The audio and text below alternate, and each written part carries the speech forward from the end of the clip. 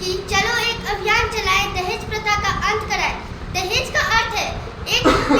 बेटी के जो परिवार होते हैं वो बेटा के परिवार के मांग के अनुसार जो दान संपत्ति देते हैं वो दहेज कहलाता है।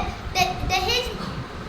जो वास्तव में जो लड़के वाले के जो परिवार होते हैं वो सामने से ही कहते हैं कि हमें इतना दहेज चाहिए, और बेटी वाले जो होते हैं वो उनकी मांग के अनुसार उनको दहेज देते हैं। ना जाने इस दहेज के कारण ना जाने कितनी महिलाओं को अपना जान गंवाना पड़ता है, ना जाने कितनी आर्थिक स्थिति ठीक न होने के कारण ना जाने कितनी लड़कियां अभी भारत में कुंवारी बैठी है, ना जाने गरीबी के कारण ना जाने कितनी महिलाएं कितनी लड़कियों की शादीशुदा जिंदगी अभी खतरे में पड़ी हुई है और कितनों की तो खत्म हो चुकी है। दहेज ने हमारे देश में बहुत ही बड़ा रूप ले लिया है। यही नहीं, बस दहेज ने भारत में एक बहुत बड़ा रूप लिया है और यहाँ के लोग ने एक ऐसी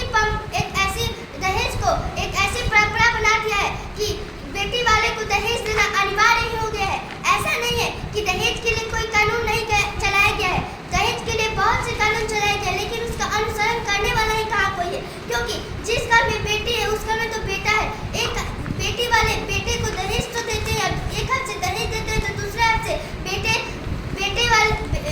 के लिए दहेज ले भी लेते हैं। इस दहेज को खत्म करने, इस दहेज को रोकने के लिए हमें सबसे पहले अपने सोच को बदलना चाहिए, नारी को जागरूक करना चाहिए, क्योंकि जो पुरुष प्रधान जो समाज है उनको आईना दिखाना चाहिए और हमें नारी की इज्जत करनी चाहिए और अपनी सोच को बदलना चाहिए। अंततः मैं अपने वाणी को विराम देने से पहले कुछ वाक्य बोलना चाहती हूँ। क्या कभी किसी ने उस बेटी के बाप का चेहरा कभी ढंग से देखा है कि क्या कोई कभी किसी उस बेटी के बाप के चेहरा देखा है जो चप्पल खींच जाते हैं उस बेटी के बाप की लड़की खोजते फिर भी वो दहेज के फुक्कर लोग को पेट नहीं भरता और दहेज ले भी लेते हैं और फिर भी उस लड़की को मारते हैं। उस लड़की को कितना जुल्म सहना पड़ता है। मेरे हिसाब से तो इस दहेज को मैं इतना कहना चाहती हूँ, अगर वो माँ बाप अपने बेटी की खुशी के लिए उपहार दे, वही दहेज के लिए नहीं बल्कि